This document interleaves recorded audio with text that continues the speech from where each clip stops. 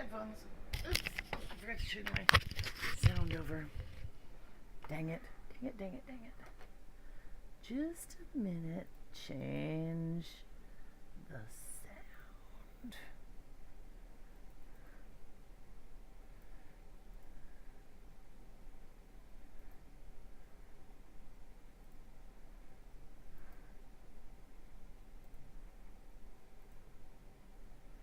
Okay, let's just make sure that worked. I am Julie. No, I'm not hearing it. Okay, I am trying to get my sound set up for this because playback devices. Da da da da da. Speakers. No. No, headset. Oh, duh. I forgot they got the wrong pictures on them. That's what the problem is. Set default. Now let's see if that works. Inside my mouth. No, now it's going to the speakers.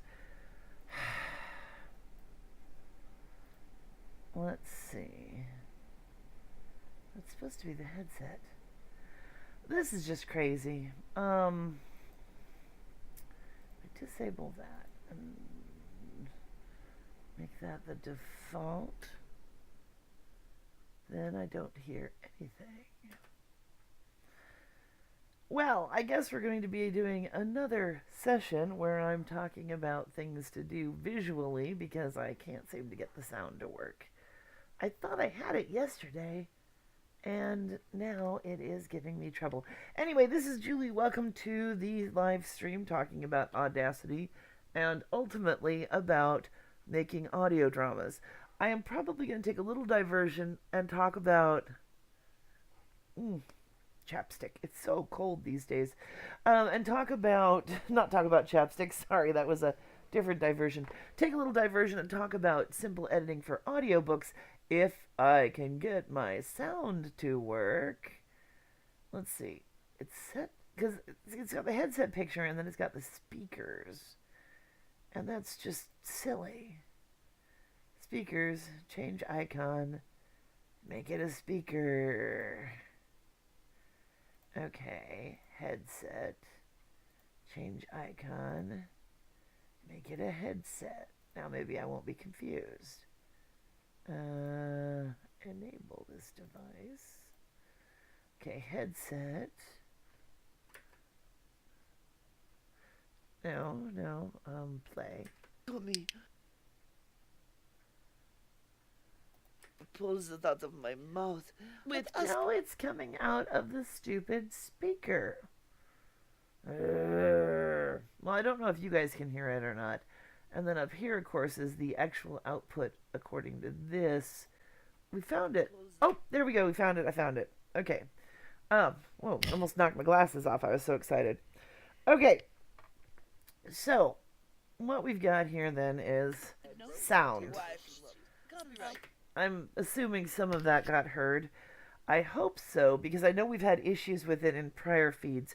I appreciate notification, Kim. Thank you for letting me know that things were coming through. Hopefully this will come through, or I'll do it all again tomorrow with make sure it comes through ahead of time. So what I'm going to do, though, today will still be mostly functional rather than listening. But it does help if we can listen to stuff. I'm actually going to close this file because what I want to do is we're going to start from essentially from scratch we're going to take just one track and we'll clean it up.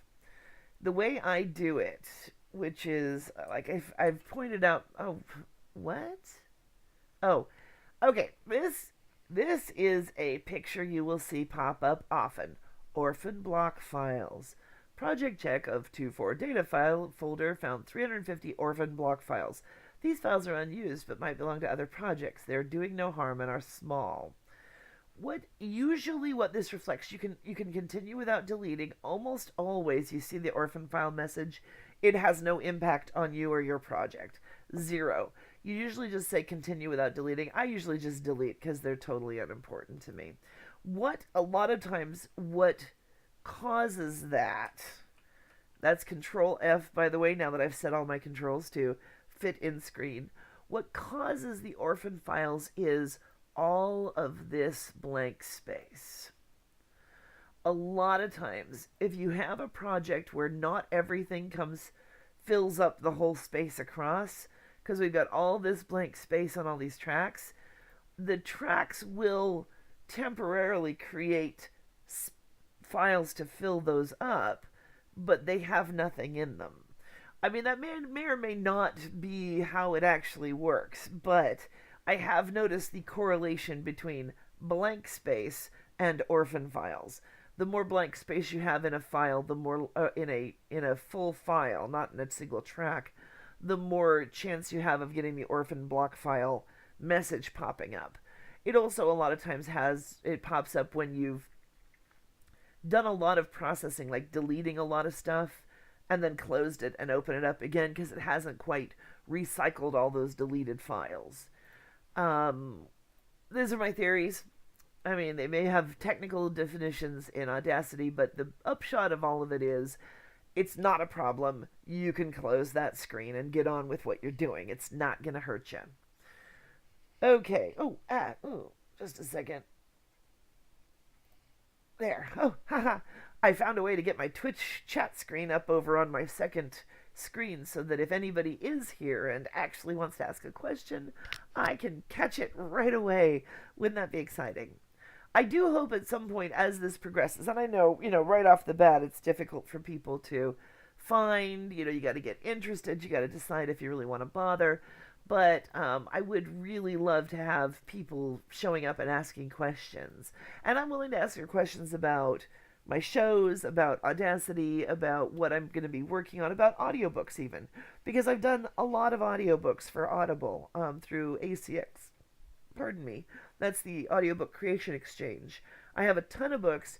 They aren't all under my name because I use several pseudonyms for different genres. But go look for Julie Hoverson and you'll find there's some great fantasy books, a couple of really good mysteries, a couple of sci-fi pieces. I did Dead Mech for Jake Bible. That was really fun, even though it took a ton of voices and they're really long books. Anyway, so, we're going to pick one of these tracks and work on it. Let me see what this one is. So lucky. No. I want to find a track that's... I do a lot of romance that has some... And reaches out. That has, let's just say, NSFW parts. So we're looking for something that isn't that. While she basted with his head. Whoops. She used to apply the sauce. That's probably cooking, but I'll probably just skip it anyway. Okay, so... India watched her good friend try to brush away some of the dust.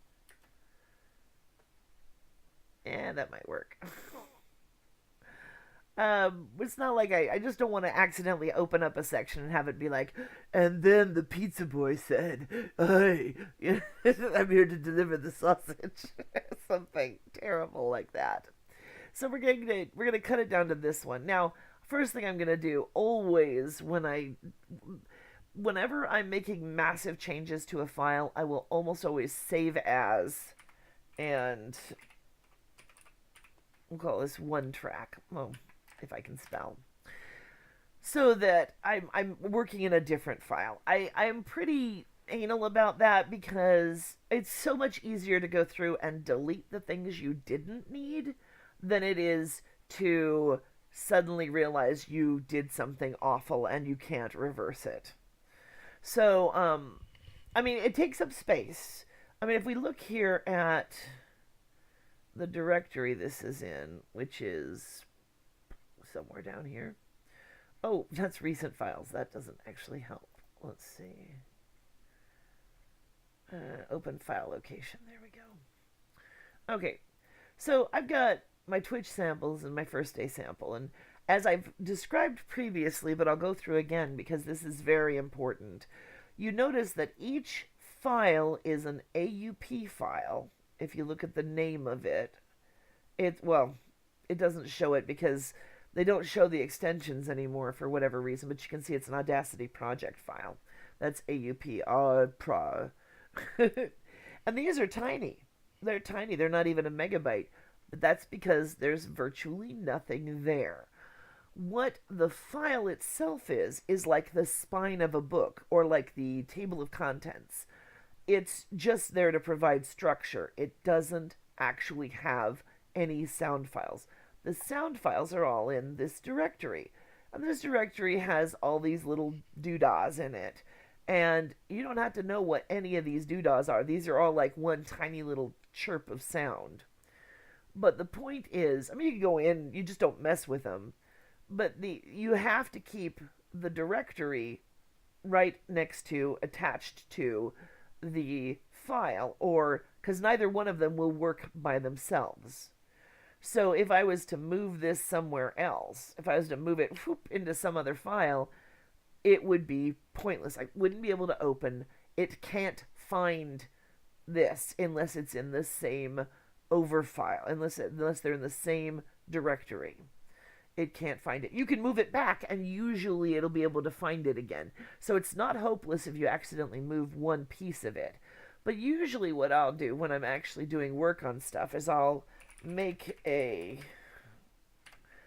subdirectory, because you can make all the subdirectories you want no matter what in Word. It doesn't take up any space at all, and stick it in there so that if and when, I mean, I made sure I got the ones that match up, obviously, because here's the 2.4 for the 2.4, here's the 2.4HN for the 2.4HN. So I made sure I got the ones that match up. I put them into a subdirectory of their own so that if I need to move it or delete it or copy it, I've got them together forever. They are always going to be here together.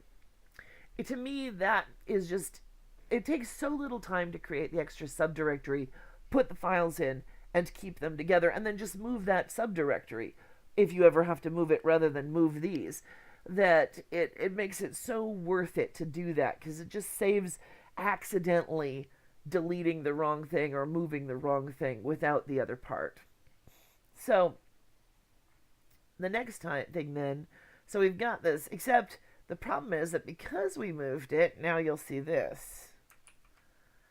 If I copy and paste this, I get blank because I moved the file out from under it while it was open.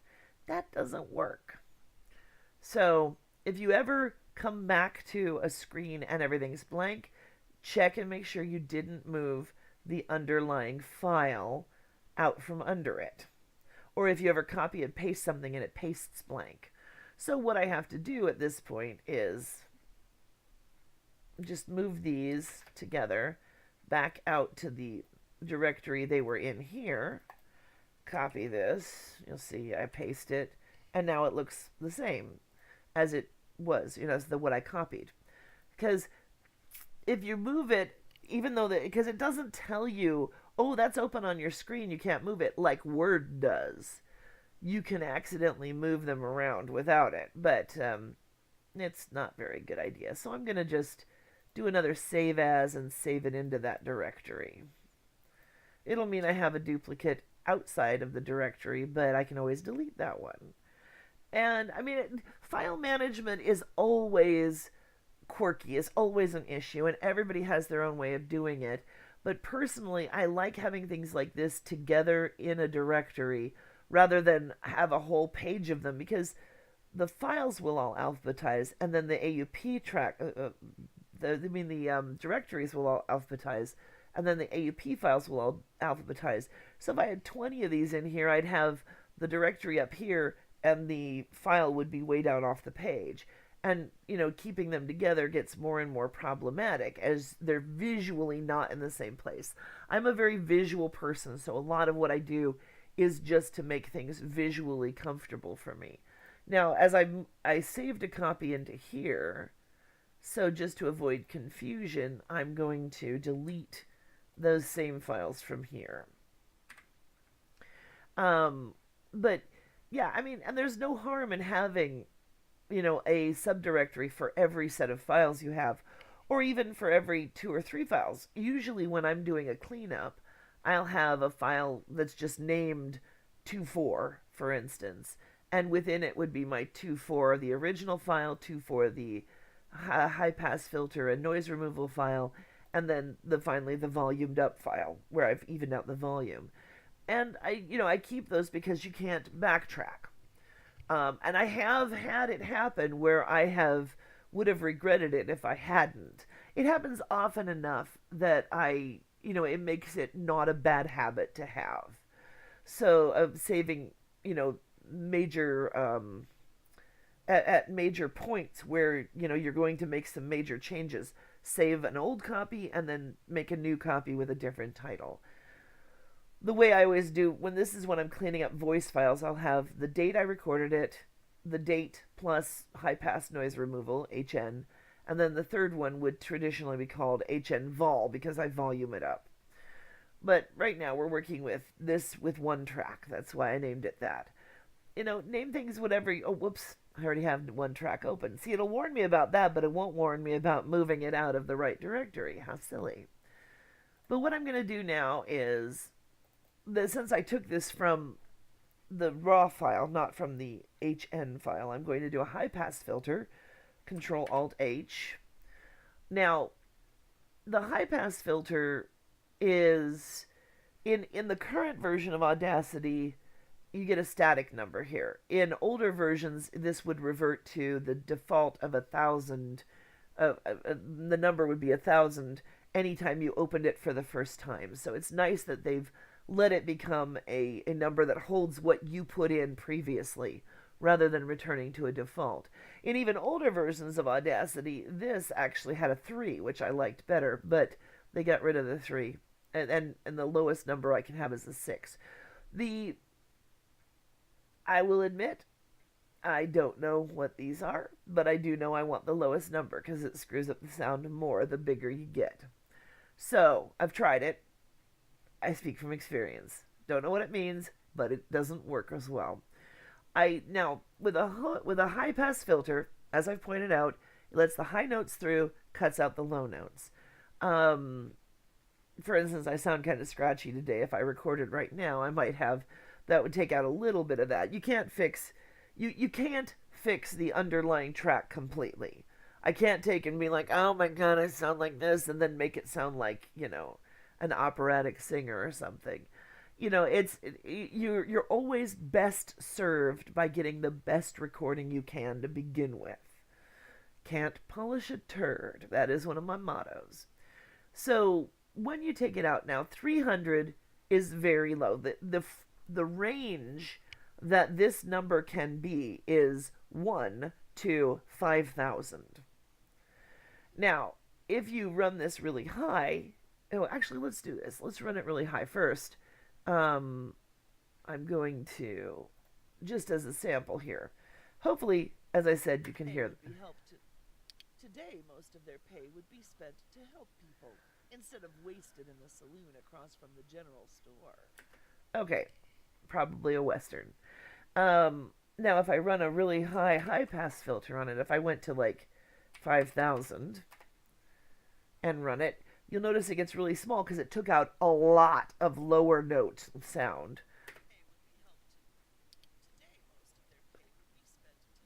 Now, it sounds tiny, but even if I volume it up at this point to make it close to what it was before, you can still hear how it sounds.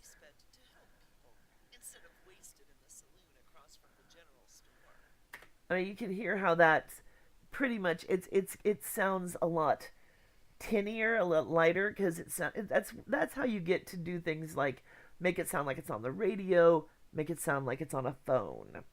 So I'm gonna undo and undo, so we're back to 0 again, and but that's what a high pass filter does. It takes out a lot of sound. It takes out more and more of the lower notes, or higher and higher of the lower notes, however you want to describe it. Now, because I'm a woman, I'm not sure if I pointed that out before. Because I'm a woman, I've got a higher voice. Except I've got a pretty low voice for a woman, but I can sing Thompson Twins songs without having to change the key at karaoke. But I won't sing. My cat will come. She loves it when I do that. But I I can go 300 and it doesn't take much out of my voice. If you've got a really low voice as a male or even as a female, you may want to run it even with less than 300 as your core number because um, that's the number I've settled on that I'm comfortable with. But the lower you go, the more will get taken out because more of your voice falls below that cutoff point, if that makes sense. Hopefully it does. So I'm gonna go Control Alt H. I'm gonna change this back to 300 and just run it on the whole track.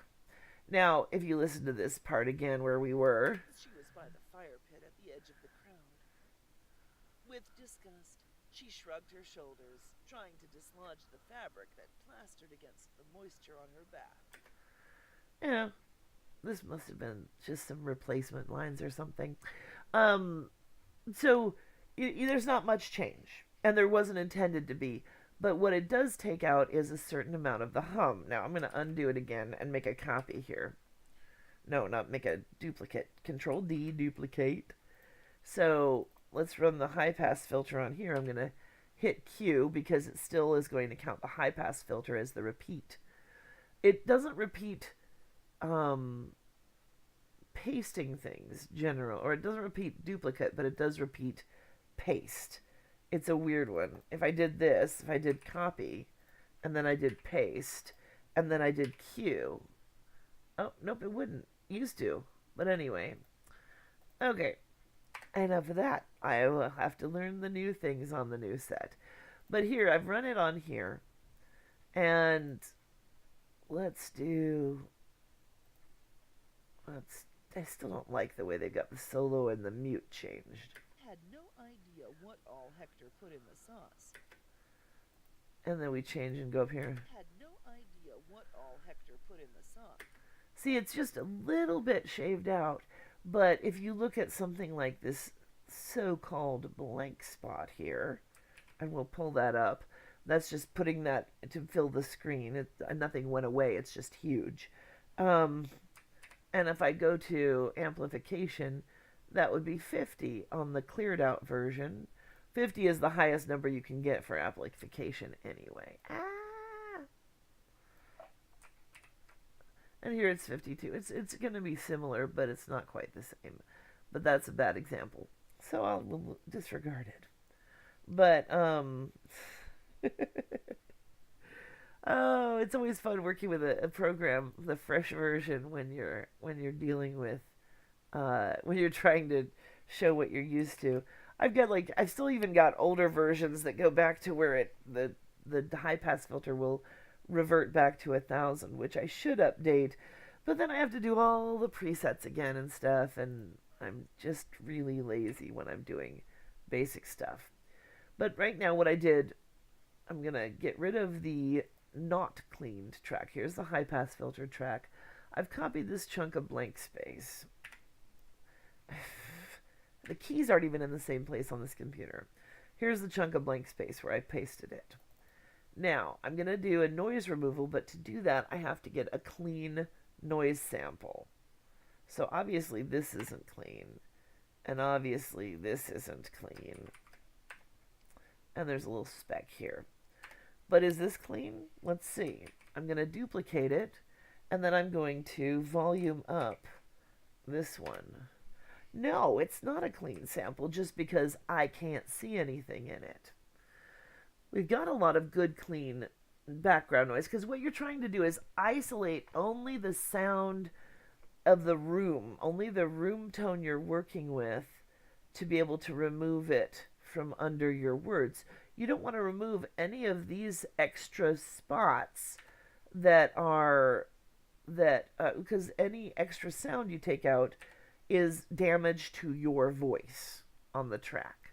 It just is. Stop that. So you want to make sure you're getting your sample. Now this is the unchanged sample. This is the volumed up one, obviously, because it's thicker. And I'm going to volume it up again and see. Okay. it does get higher. There's more noise at either end here, which I don't like, because you want the cleanest, simplest, straightest line you can get to have the cleanest sample possible. Now, I mean, it seems like a lot to go to because the track was already really, really quiet. Well, sure. But if it takes you an extra 3 minutes to ensure that your voice is less damaged by your processing, then why not do it? Your ultimate goal is to get 5 seconds or more of clean sound. If all you can get is a second of clean sound, you can copy it and paste it over and over until you have 5 seconds of clean sound. But the idea is to get the cleanest sound possible, to do the least damage to your voice when you, or whatever, whoever's voice it is or whatever. And I'll even go through and take out a couple of these spikes just on general principles because I have a little extra space here. I've got well over 5 seconds. And that way, you're just making sure that your sample is as clean as it can possibly be. Once you've got your clean sample, you do noise removal. For me, it was Control Alt or noise reduction. Control Alt N is where I set it, and you get your get your nose profile, get your nose, gee, get your noise profile. And all of this can be left at its I mean, for most of the time I don't change the defaults on things. Part of the reason why that is because part of the reason why I do that, I should say, part of the reason is because I don't want to have to remember it. I don't want to have to write a bunch of stuff down. As long as it's the defaults, then I know it'll be right, so that I can remember the few things I do change, like the 300 in noise removal. I mean, in 300 in high pass filter. I am just crazy all over the place today. I need more caffeine. Okay, so once you've got your noise profile, we're going to click on that. It basically reads this and goes, everything in here will be coming out of here. It's almost like if you said, okay, here we've got this pile of rainbow blocks. That's your voice. And we want to pull out all of the blue blocks. And you say, okay, well, here's a sample. But we've got all the blue blocks, and we've got some turquoise blocks, and we've got some teal blocks, and some aqua blocks. Well, we need to get those out of there because we don't want those being pulled out. We only want to pull out the blue box. So we want to show somebody, here's a bunch of just plain blue. That's all we want pulled out of that stack. And that's why you do it, because you don't want too many blocks to go away. Or too much sound. So I always like to be looking at my whole track. Oh, that's right, it turns white when it's highlighted. And Control N will bring up this window again, but since we've got the noise profile, we don't want to get it again, we want to use it. So we're just going to hit OK. And it says applying noise reduction. If ever in doubt that you hit the right button, just make sure it says applying noise reduction and not getting noise sample. Okay, so we've done noise reduction. So, I mean, even if I play these blank spaces, there shouldn't be a lot of noise. Well, that's me breathing because, on the track, because that's always going to be a noise unless you hold your breath. So, okay, so we've done the noise removal. And that's, like I said, it seems like a lot of work, but it gets a good result, and why not take that extra? Because once you get it down to a science, it doesn't really take very long to do to get your noise sample. And that way, you know that you're always putting your best product forward. So then I'm going to highlight this track. The next thing I want to do is even out the volume. Now, as I said, the way I've developed the way I do it is because I don't like the normalizer or the leveler or any of the other plugins that I've used previously. They may be great now, but I don't particularly care to go try them. I've kind of set in my ways. I'm going to teach you my way of leveling the sound, and if somebody wants to try the leveler or the normalizer or whatever and tell me that it's wonderful, that's great. But this is the way I do it, because the problem I have with them is in the past, and again, I haven't tried them in the current version. When you go to level out the sound, it brings up the bottom as well as bringing down the top, and pretty much at an even rate. So things get quieter and noisier in weird places. And I don't like that. So I do it my own way. Um, what I do is I highlight it and I first see what my amplification is. Remember, amplification is the distance from the top to the highest point in your track. My amplification is 7. I'm just going to go ahead and amplify this right off the bat. Just take it right up. Now, when you do that, of course, it just brings everything up identically so that while this one touches the top, these ones that were shorter stay shorter. They just went up by 7. Okay. So then I use this function I like that I was lucky enough to be able to describe what I wanted, and somebody told me where to find it a while back, called pop mute.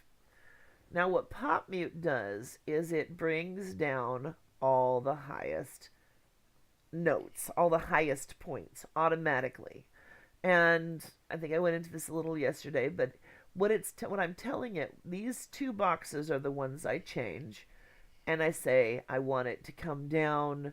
Everything above 6 from the top is going to come down by 2. Okay, so I say okay, and then everything that's above 6 is going to come down by 2. Now, we had stuff that was all the way at 0 because we amplified it. I mean, so it can come down 3 times because 2 goes into 6 3 times. And then they're all down 6 or lower. So if I amplify it now, it'll say 6, like that. Because everything above 6 got brought down. And I'll amplify it again. Because this is about where I want it to be volume-wise, or a little bit higher than this. Ultimately, when you're working, what I try to do, well, let's see, I'm going to do this again, basically. I just go right into the pop mute and go minus the 6, and then repeat, and then repeat. Now look how even this is all coming to be.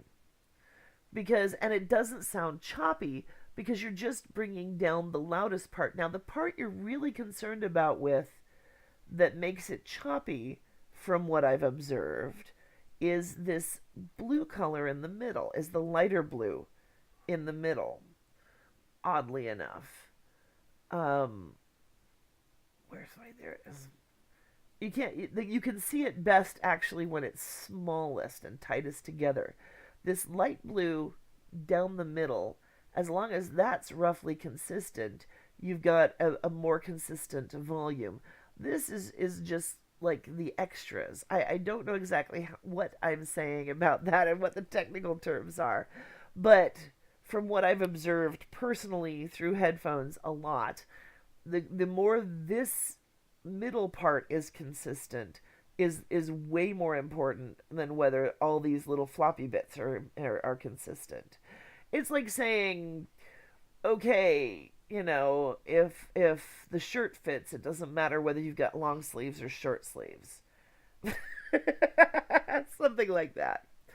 Anyway, so for ultimately the next, I've got this set in my head from the level at which I record coming up to where I want it to be for audiobooks. I bring it up and then I do a little bit more fine tuning on the last pass. I just took it up 3. I didn't take it up a whole nother 6 because this is quite big already.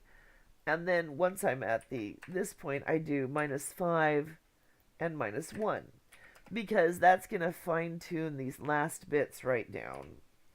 And then I've got this beautiful track that looks just lovely and everything is very similar.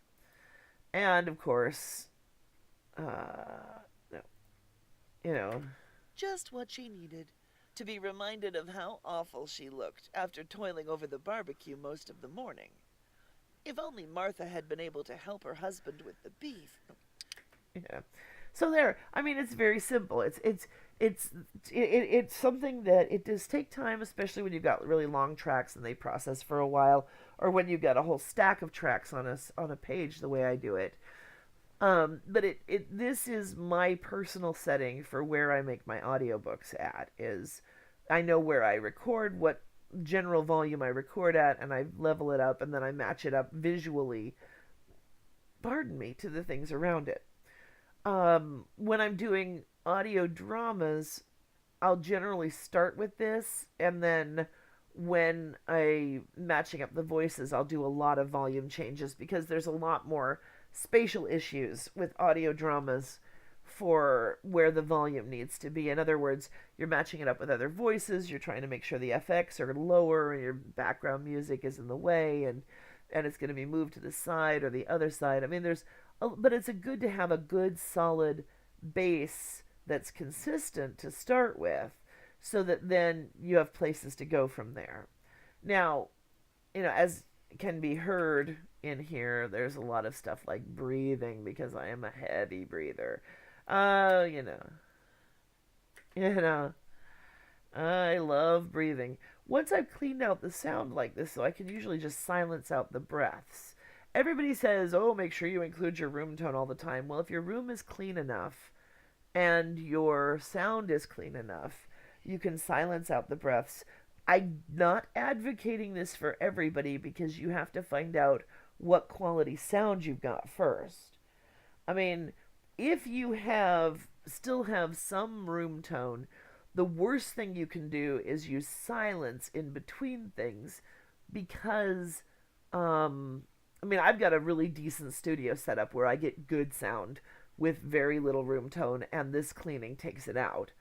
Now, you'll notice though that if you have in your room, if there's still room tone in the background, no matter what you've done, it is better to leave a little bit in so that it's consistently under the voices and between the voice than to take it all out. This is for audiobooks because audiobooks don't have backup music or anything to cover up those things.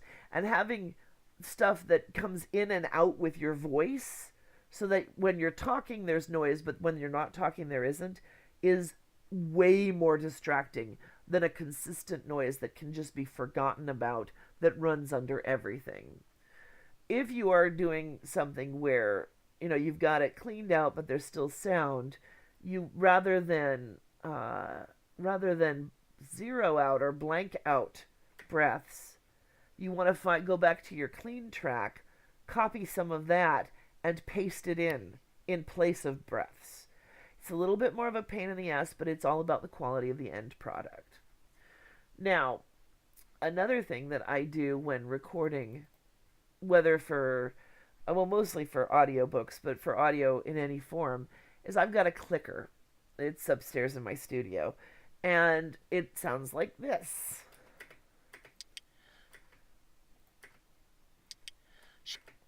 And the clicker it's like a dog clicker. It's the kind of thing you use for training dogs. I didn't like the one I got at Petco because it didn't fit my hand well, so I had to order one for like $5 over Amazon. I mean, there's always something, but the clicker is really nice because it creates this picture. It creates this visual so that as you're cruising along doing quick cleanup, you can see, oops, there's a mistake here.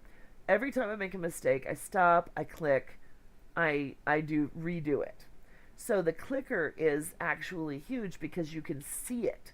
You don't even have to be listening to the track to scoot on ahead and look for other clicking. Oh, there's another one.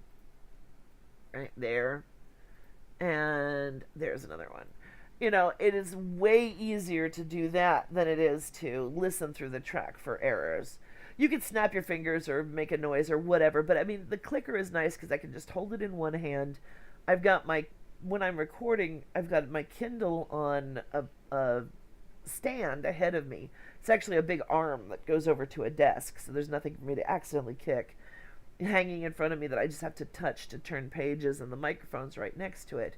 So the clicker is down in my lap in my hand, and whenever I need it, I click. So It's really handy, and it does make a huge difference visually in how quickly you can edit and clean up stuff. Pardon me. Whenever I make a snorky noise like that, I click like 4 times so I get a whole row of them and I know to take out the noises. Oh, it's winter and the sinuses are making their presence known. So, like this is going to be most likely quite a bunch of clicks like that because that's showing that that was a noise I want to cut out.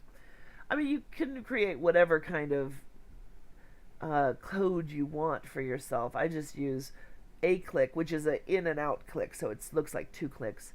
A click for a mistake, a bunch of clicks for a noise.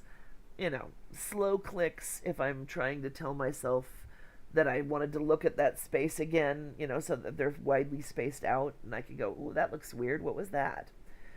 Um, I also, if I hit a point in the manuscript doing an audiobook where there's a break in text, I'll say dot dot dot because dot dot dot creates a pattern that I can see in my sound frame and I can find it again easier. That's not a dot dot dot, that's a snark. And that way, all these different visual cues, so I can do a hell of a lot of the editing on an audiobook before I even listen to it, without even having to listen to it. I'm going to talk a little bit more about this now, just because I have it all up right now. Let's see what this says. Make it home, at the very least, That's a bad example. That's one where I'd have to do a retake. When you go back and record again, it's always best if you can do the whole line again, but sometimes there's not time, sometimes it's just a really long line, or you've just had a lot of difficulty with it. I bet this isn't good either. You belong to me now. No, you belong to us now. All of us. The hell is that supposed to mean? Must be a romance novel again. I mean, that's easy. I can see where you belong to us, you belong to us. I can just highlight that and delete it.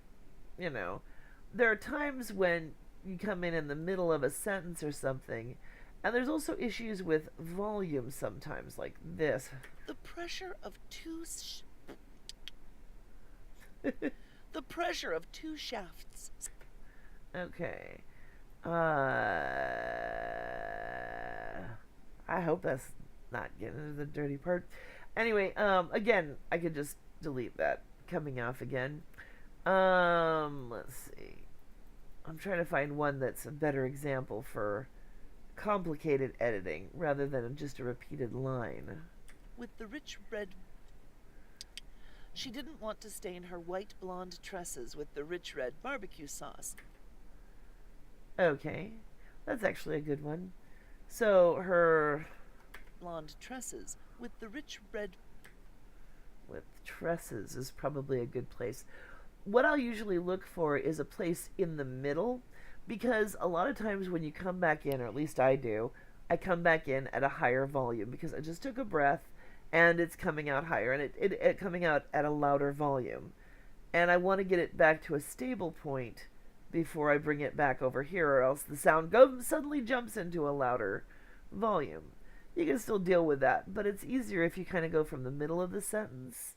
So like here we have tresses. And then when I delete it, I have tresses. And then I can see stain her white blonde tresses with the rich red barbecue sauce. And then it sounds right. Sometimes it's even easier to piece together in the middle of a word, which sounds weird, but it really works, especially when you have a plosive kind of consonant in there, whether it's a p, a t, a k. If you look at the sound files here, red barbecue sauce. Barbecue sauce. Barbecue. The Q here starts, and I'll bring it up a little bit. Here is barbecue. Red barbecue. Whoops, nope, that's barbecue. Barbecue. So right here in the middle of the word between B and Q, there's actually a blank spot, because there's that moment as you create the plosive, And if I had barbecue a second time, I could bring it together at the cue rather than at the bar if that sounded better. There's a lot of different ways to knit together and to patch in or paste in replacement sounds that way to make as little impact as possible and keep everything sounding right. Again, that's more for audiobooks than for audio drama. When I have people recording lines for audio drama, I almost always have them give me 3 takes on each line. Not so much partly for safety, partly so that I've got at least 1 take that's legible, but also because I like to give when you're doing audio drama. It's a little bit different than doing an audiobook because you've got different people playing different characters, and different characters would say things in different ways. And also, scenes have different intensities. So if I'm pasting together a bunch of people in one scene, a bunch of voices, and I've heard this is one of those amateur mistakes you hear in audio dramas. And you get one guy going, "Oh my god, the monster's coming!" And the second guy is like, "Oh no, I've never seen anything like that!" And the third person goes, "I'm going to the car." And you're like, "No, no, you didn't read the scene well. You didn't realize you're supposed to be scared." It's so much easier when, I mean, that's an excessive version, but I've heard it in shows where people just didn't have the directorial gumption to go back to the actor and go, "No, I'm sorry, you have to do this again." Or they didn't have time or whatever. But the idea is, if I get people to give me 3 takes with slightly different inflections, try it 3 different ways, then I can pick the one that fits the scene, fits the surrounding lines, fits the character, whatever best. If they say, "Oh, look, there's a monster." I mean, maybe one character would have said, "Oh, look, there's a monster," while another might say, "Oh, look, there's a monster." And that way, giving different inflections let me choose the right one to make the character consistent. But it also does allow for multiple copies so that I've at least got one that works properly. So, generally speaking, my rule of thumb when I'm doing audio books is 1 second between sentences, half a second at most at a comma, and 3.5 seconds for a dot dot dot, for a section break. And different editors work differently. I've got 3 different sound editors that I work with consistently, and nobody's timing is exactly the way I want it, but it's good enough that I can deal with it. And see, and you can't eyeball a second because every time you make your screen bigger or smaller, it's going to change. And the idea of guessing how long it is, because this would be the second, so that's how much I need to cut out if I'm making that 1 second long. And when I say a second, I mean a second. Now, you can say, "Well, isn't that a second?" No, that's 2 seconds. Look at the numbers. Depending on what size you've made your screen, it'll only show every other number, or it'll show partial numbers. You can go way up here and be like, "But isn't this a second?" No, that's not a second because that's 1/10 of a second. The second is from here, 43.1 to 43, from 431 to 432, because you've made it too big. So that way, you always go by the numbers here. It's nice when you have solid numbers to work with, so you're not just guessing. That's one reason I've set myself a lot of parameters, things like the 300 for the high pass filter and things like that, because then I don't have to guess it every time. I don't have to make it up. I don't have to reinvent the wheel. And that is huge. As long as my input is relatively consistent, when I use all these same parameters over and over again, my output is also relatively consistent. So, let's see. What else can I say about that? If you are doing audiobooks, when you're doing your recording, always, always, always the best sound you can get is gonna be better than trying to clean up anything in post. Try to make sure that if you hear a noise, you stop and back up. Because you never know whether your microphone picked up that noise. This is the problem I have with having a good sound booth, but not a soundproofed booth. Because people are always like, well, how come you need, why, if it's soundproof, it's like, no, it's not soundproof. I can still hear the traffic on the road, which is why I record late at night. I can still hear the cat at the door, who always seems to show up like 5 minutes before I'm finished, or if I'm getting into a sexy scene. She's weird. I can still hear a rustle of fabric if I move my body too much. You try to hold still so you're not rustling, like, your sleeve rustles when you move or whatever. I try to, you try to make sure that whatever you're putting out is the best quality sound. Because the better it is when you start, the better it's going to turn out. If you don't have a place for a studio or, the way, any of the means to make it, or, you live somewhere where there's just no space, the best thing you can do is get a blanket, something with a texture to it, preferably. Something that's furry or, like fleece or something, not something smooth like a sheet. And put it over your head and over the mic, but not touching the mic. And have your reading material, preferably something like a Kindle that lights up, obviously, because you're going to be in the dark, in there with you and record. It's not real feasible for audiobooks, but if you're doing a few lines for an audio drama, it's very, very functional, and it will help to exclude external noise, but more than that. And I think I'll just finish up here talking about voice and recording here, which means that there's not going to be a lot on screen, so I'll just move my cursor occasionally so it looks exciting. But the the point is that when you're recording, if you can't afford even a pocket booth, you can't, do anything, you put a blanket over your head. The idea is think of your voice as a super ball. Anybody remember super balls, little rubber balls that we had before video games, right? But basically, if you were in a small room and you hit a super ball against the wall, it would bounce and it would probably hit another wall and bounce and it might hit you and whatever.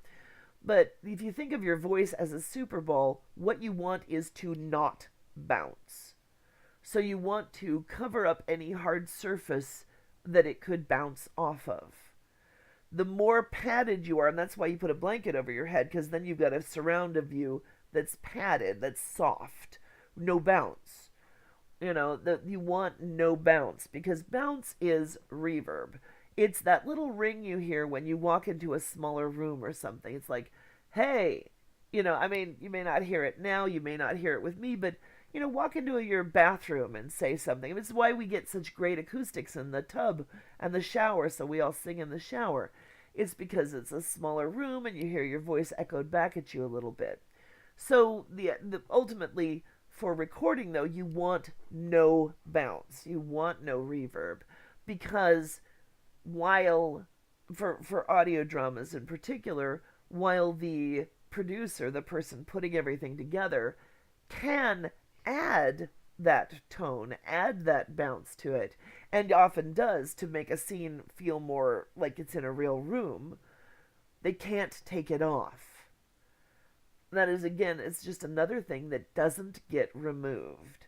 And therefore, if they're trying to mix of 5 voices and one voice has more reverb than the others, more of the bounce, then they have to try and up the others to match.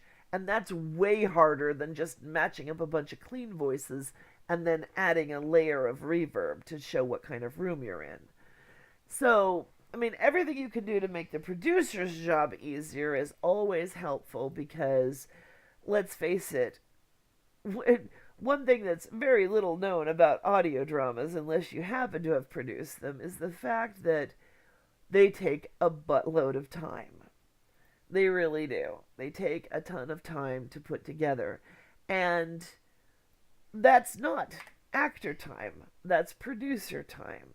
The actor can usually sit down, unless you're super major and it's a really long episode, you can sit down and in less than an hour you've done everything you need to do, including screams and dying or whatever, and you clean up your file and send it off to the producer. Or often as not, you don't clean it and send it off so they can clean it however they want it, because most of the time producers prefer to clean all the files themselves just for convenience. So just so that everything's done the same way and they know that nothing's been overdone. So I mean, yeah, that's an hour, right? And then that would be a long part. Let's say I was doing Fatal Girl, it'd be an hour. It's actually longer for us because we'll have a group day doing it and direct each other, and then it'll be like 3 hours later, and we've got um, a lot of good outtakes, which is half the fun of group recording. The problem with group recording is there's so many other people who have to stay quiet while you talk. But with audio drama, you have the advantage of there's going to be music and effects and things are going to get edited, so you don't have to worry anywhere near as much about the ultimate background noise as you do for audiobooks, where there is nothing hiding your mistakes. Um, but yeah, so the actor spends a whole hour recording, blah blah blah, sends out the best parts, and then their job's over unless they made a mistake. So then the producer is gonna spend. Well, we figured it out one time. Depending on the complexity of the show, my rule of thumb is from me starting writing the script all the way to me putting the finished product together and putting it up on my podcast feed. It's about an hour per finished minute, which is insane. I mean, because it's a 30-minute show, I put in 30 hours of work on it. But and that's actually because part of that is because I'm fast and efficient.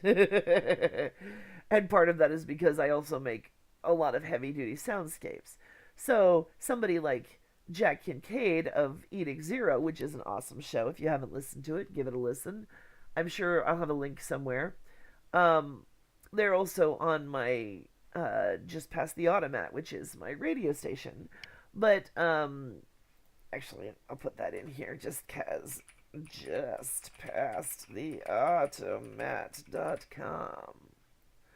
which the phrasing comes from the opening credits of 19 Nocturne Boulevard, of course. It's just past the automat. You can't miss it.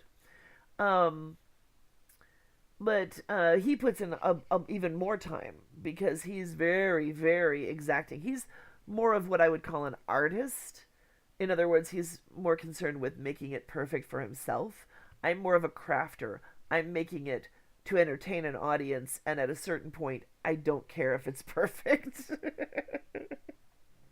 But there's nothing wrong with that. Everybody has to choose what they're trying to do. On the other hand, there's people who just throw things together and it doesn't take very long, and that's fine too if that's what they want to put out. Um, I mean, for audio books, it's way less. I mean, even if I edit stuff myself, I'm still looking at, say, 3 hours per finished hour total. So, that same 30 minutes 30 minutes for 30 hours for an audio drama would be 30 minutes and an hour and a half. Would take me about an hour and a half to do for an audiobook. So, which is why I focus on the audiobooks, also because they sell and the audio dramas are put out for free, and this is my job. But anyway, again, I mean, what I've basically gone over here is general cleanup of files, general always create the best file you can from the start, starting with good sound. Don't, chintz on that, because I mean, even if you just want to audition for something, for somebody's book on ACX or for a part through one of the voice acting things, you don't want to give them, here's my great voice, but here's my shitty sound.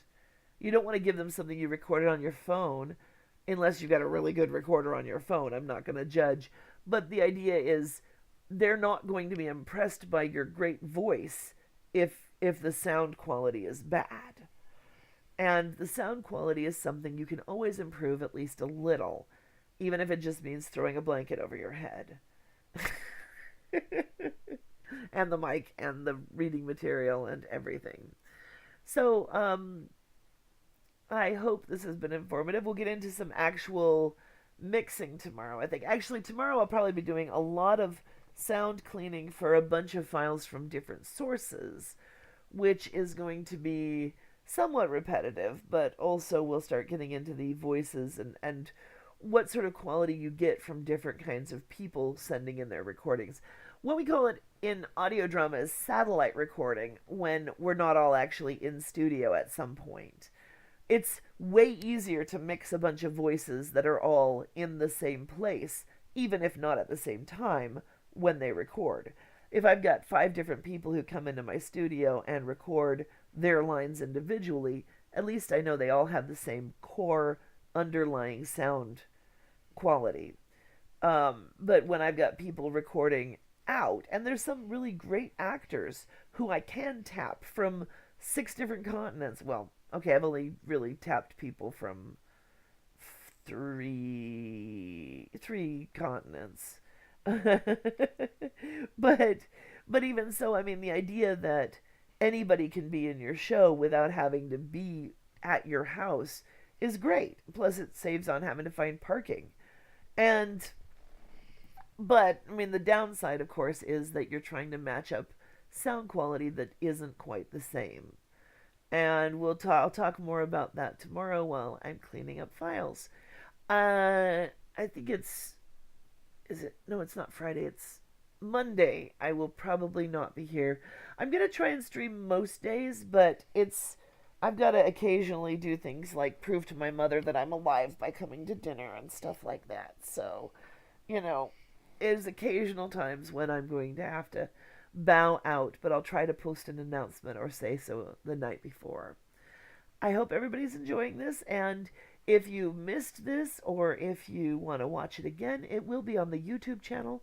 It'll also be here on the Twitch channel for watching while I'm offline. I'll have to figure out how to describe that because I know a couple people haven't been able to figure out how it works yet. And I haven't really tried it, so I don't really have a good answer yet. Anyway, thank you all for watching or listening or whatever you're doing. I hope this has been at least a little informative. Bye bye.